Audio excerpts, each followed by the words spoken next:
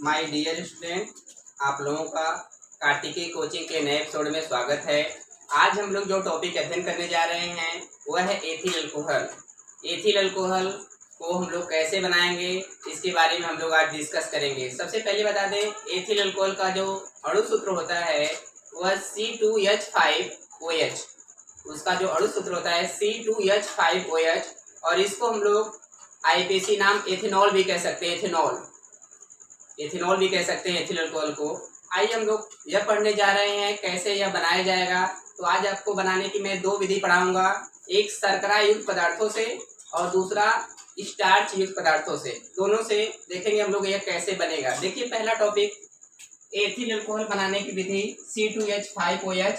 इसको हम लोग एथेनॉल भी कह सकते हैं, एथेनॉल। इसका आईपीसी नाम एथेनॉल हो गया। तो इसको बनाने के लिए जो पहली विधि है वह है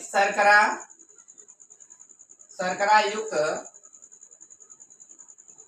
पदार्थों के किण्वन से। देखिए, पहली विधि मैं आपको पढ़ाने जा रहा हूँ शर्करा युक्त पदार्थों के किण्वन से। शर्करा मतलब वो चीनी का सूत्र हो गया। इसको सीरा भी कह सकते हैं, सुक्रोस भी कह सकते हैं, कुछ भी कह सकते हैं। तो सबसे फर्स्ट टाइम में हम लोग शर्करा लेंगे, शर्करा C12H22O11। यह शर्करा का आपका सूत्र है। शर्करा को लेने के बाद इसका जल अपघटन करेंगे, जल मिला के अपघटन करेंगे, और एक एंजाइम होगा जिसका नाम इन्वर्टेस एंजाइम। इस एंजाइम का नाम है इन्वर्टेस एंजाइम। शर्करा में जल मिलाने पे इन्वर्टेस एंजाइम क्या करेगा, इसको ग्लूकोज और फ्रक्टोज में बदल जाएगा। यह ग्लूकोज C6H12O6 और फ्रक्टोज C6H12O6।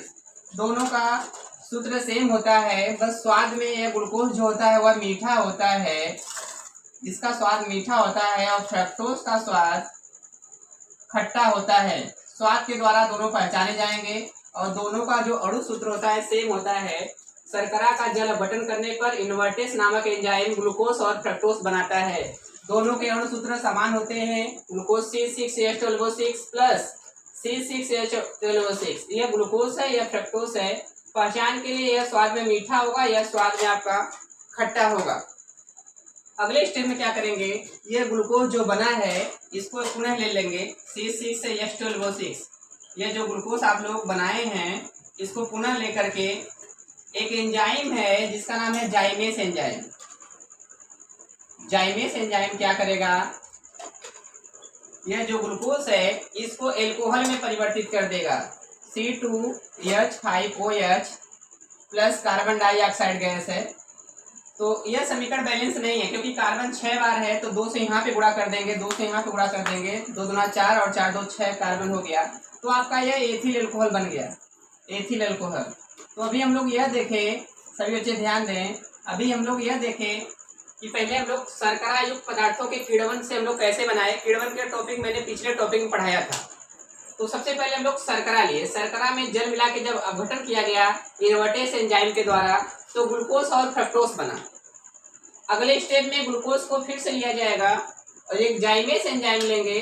जाइमेस एंजाइम जैसे मिलाएंगे वह ग्लूकोज को एल्कोहल में परिवर्तित कर देगा और कार्बन डाइऑक्साइड गैस बाहर निकल जाएगी। तो अभी हम लोग देखें शर्करा युक्त पदार्थों से किण्वन से कैसे एथिल अल्कोहल बनाया गया। दूसरी विधि देखिए, ये तो आप लोग मान लो फर्स्ट विधि था आपका। दूसरा विधि है बनाने के लिए स्टार्च युक्त पदार्थों के किण्वन द्वारा। हम लोग इस विधि से भी बना सकते हैं, स्टार्च युक्त पदार्थों के किण्वन द्वारा भी बना सकते हैं। कैसे, सबसे पहले आपको बताते हैं स्टार्च का सूत्र क्या होता है, C6H10O5N प्लस इसका स्टार्च का जल अपघटन करना है तो स्टार्च N मात्रा में है तो जल भी आपका N मात्रा में लिया जाएगा। तो आपका बनेगा क्या, एक एंजाइम है, जैसे यहाँ पे इन्वर्टेस एंजाइम है, जाइमेस एंजाइम है, तो यहाँ पे एक एंजाइम होगा जिसका नाम डाइस्टेस एंजाइम। डाइस्टेस एंजाइम, डाइस्टेस जो एंजाइम है वह स्टार्च को, जब स्टार्च का जल अपघटन किया जाएगा तो स्टार्च को आपको ग्लूकोज में परिवर्तित कर देगा। ग्लूकोज नहीं, आपको सुक्रोज में परिवर्तित कर देगा। सुक्रोज में मतलब का आपका ये जो सूत्र है शर्करा या सुक्रोज एक ही बात होती है, C12H22O11। यह देखिए n मात्रा में लिया गया था, n मात्रा में लिया गया था, इसलिए जो सुक्रोज बनेगा शर्करा बनेगी वह भी आपकी n मात्रा में बनेगी। ये जो सूत्र है C12H22O11 यह शर्करा का सूत्र है। n मात्रा में इसलिए बना गया है क्योंकि स्टार्च भी n मात्रा में है, जल भी n मात्रा में, तो जो भी बनेगा वह n मात्रा में बनेगा। तो यह समीकरण बैलेंस नहीं है क्योंकि यहाँ पे कार्बन 12 बार है और यहाँ पे कार्बन 6 बार है, तो आगे 2 से गुणा कर देंगे। अब देखिए कार्बन आपका 6 दूना 12 हो गया, बाकी सब बैलेंस हो जाएगा क्योंकि यहाँ पे H को देखेंगे 10 दूना 20 और 2 22 इधर भी है, वो देखेंगे 5 दूना 10 और 1 11, यहाँ भी 11 है वो। तो समीकरण बैलेंस के लिए यहाँ पे 2 से गुणा करना होगा, तब दोनों पक्ष बराबर होगा, संतुलित होगा। तो हम लोग पहले स्टेप में क्या किए, स्टार्च युक्त पदार्थों का किण्वन करने पर स्टार्च में जब जल मिला के अपघटन किया गया डाइस्टेस एंजाइम के द्वारा, पहले शर्करा बनेगी। अगले स्टेप में क्या होगा, जो शर्करा है, जो शर्करा आपके सामने लिखी गई है C12H22O11, जो शर्करा है, शर्करा को क्या करेगा, जब इसमें जल मिला के अपघटन किया जाएगा, ध्यान देना, जब शर्करा में जल मिला के अपघटन किया जाएगा, तो अभी अपने ऊपर स्टेप में पढ़े थे, शर्करा में जल मिला के अपघटन करने पर इन्वर्टेस एंजाइम ग्लूकोज बनाता है, वही स्टेप यहाँ भी होगा। शर्करा में जब जल मिला के अपघटन करेंगे तो एक इन्वर्टेस एंजाइम है, इन्वर्टेस एंजाइम क्या करेगा, ग्लूकोज बनाएगा आपको, C6H12O6 ग्लूकोज आपका बनेगा। यहाँ पे कार्बन 12 बार है इसलिए 2 से गुणा हो जाएगा, तो ग्लूकोज आपका बन गया। अगले स्टेप में क्या होगा, ग्लूकोज को पुनः लिखा जाएगा C6H12O6, यह ग्लूकोज आपका, ग्लूकोज को पुनः लिया गया है। एक एंजाइम है जिसका नाम है, यहाँ भी देख लीजिए, जाइमेस एंजाइम ग्लूकोज को परिवर्तित कर देगा एल्कोहल और कार्बन डाइऑक्साइड में, वही स्टेप यहाँ भी होगा। ग्लूकोज को जाइमेस एंजाइम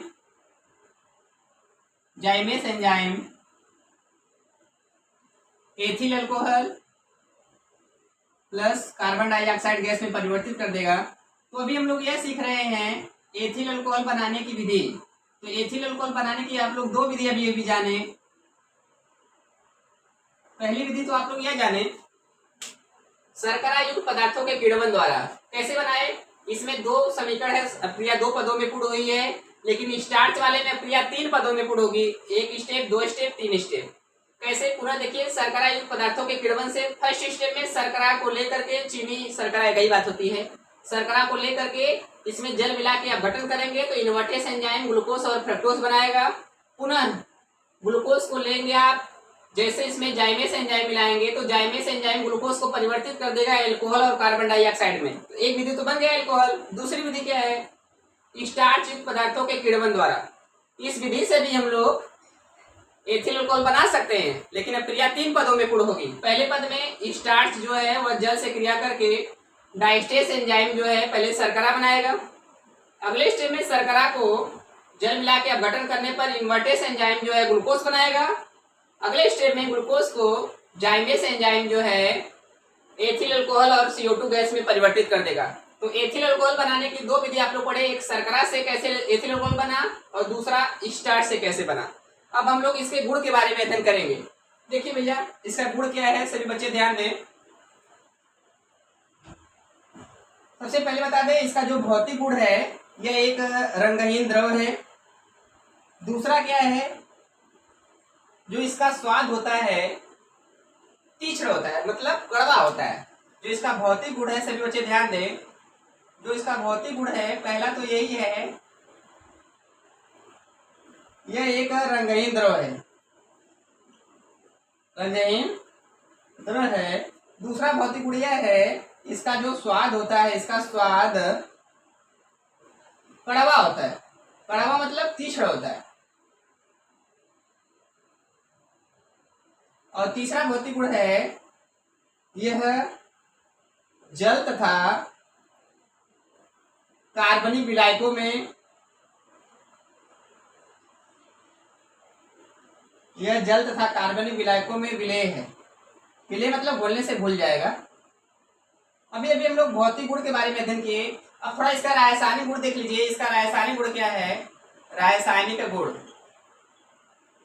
रासायनिक गुण। देखिए भाई, केमिकल प्रॉपर्टी क्या है, इसका फिजिकल प्रॉपर्टी तो मैंने आपको बताया। केमिकल प्रॉपर्टी क्या है, केमिकल प्रॉपर्टी में आपको यह बता दें, सांद्र सल्फ्यूरिक अम्ल से क्रिया, सांद्र सल्फ्यूरिक अम्ल मतलब H2SO4 से क्रिया। H2SO4 को ही सांद्र सल्फ्यूरिक अम्ल कहा जाता है। तो होगा क्या, सांद्र सल्फ्यूरिक अम्ल से जो एथिल अल्कोहल है यह क्रिया करता है तो दो पदों में कर सकता है। पहले पद में देखिए, अगर एथिल अल्कोहल है C2H5OH, एथिल अल्कोहल में जब आप लोग सांद्र सल्फ्यूरिक अम्ल मिलाएंगे, सभी बच्चे ध्यान दें, जब सांद्र सल्फ्यूरिक अम्ल मिलाएंगे, सांद्र H2SO4 जब मिलाएंगे, यदि इसको 140 अंश सेल्सियस पे, अगर इसको 140 अंश सेल्सियस पे गर्म करेंगे तो एथिल अल्कोहल जो है डाई एथिल ईथर में बदल जाएगा। डाई एथिल ईथर मतलब C2H5O, प्लस H2O। तो अगर इसको 140 अंश पे, एथिल अल्कोहल को 140 अंश पे गर्म करेंगे सांद्र सल्फ्यूरिक अम्ल मिला करके, तो डाई एथिल ईथर बनता है। Die ethyl ether, die ethyl ether, ये आपका C2H5 दो बार है, इसलिए 2 से गुणा करना होगा। यानी जो एथिल अल्कोहल लिया गया है वह 2 बार लिया गया है, 2 आयतन में लिया गया है ताकि समीकरण बैलेंस हो। तो अभी हम लोग यह अध्ययन किए, एथिल अल्कोहल को सांद्र सल्फ्यूरिक अम्ल के साथ 140 अंश सेल्सियस पे गर्म करने पे डाई एथिल ईथर बनता है। और एक बार और भी हम लोग कह सकते हैं पुनः, अगर एथिल अल्कोहल को सांद्र सल्फ्यूरिक अम्ल के साथ 160 से 170 अंश पे गर्म करेंगे तो वहां पे जो आपका डाई एथिल ईथर बना है यह नहीं बनेगा, दूसरा पदार्थ बनेगा। देखिए, अगर हम लोग अगले स्टेप में एथिल अल्कोहल को ले लें, इसको हम लोग गर्म करेंगे 160 से 170 अंश पे, 160 से 170 अंश पे गर्म करेंगे सांद्र सल्फ्यूरिक अम्ल मिला करके।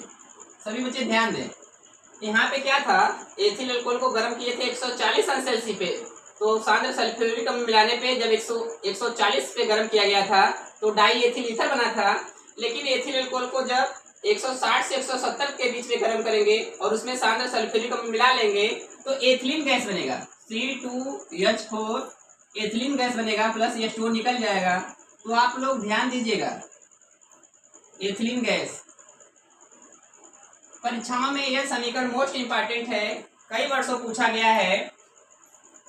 एथिल अल्कोहल की सांद्र सल्फ्यूरिक अम्ल से क्रिया, तो आप लोग दोनों लिख सकते हैं। पहला तो ये लिख सकते हैं, एथिल अल्कोहल सांद्र सल्फ्यूरिक अम्ल से क्रिया करके 140 अंश सेल्सियस पर डाई एथिल ईथर बनाता है। जब ताप बदल जाएगा, टेम्परेचर बदल जाएगा, 160 से 170 हो जाएगा, तो आपका जो एथिल अल्कोहल है सांद्र सल्फ्यूरिक अम्ल से क्रिया करके एथिलीन गैस बनाएगा। तो दोनों पे ध्यान देना दीजिएगा आप लोग। ताप 140 रहेगा तो डाई एथिल ईथर बनेगा, और ताप जब 160 से 170 रहेगा उस समय गर्म किया जाएगा तो एथिलीन गैस बनेगा। तो अभी हम लोग ये अध्ययन किए एथिल अल्कोहल कैसे बनाया जाता है, इसका भौतिक गुण क्या है, रासायनिक गुण क्या है। अगले टॉपिक के साथ हम लोग कल मिलेंगे, तब तक के लिए धन्यवाद।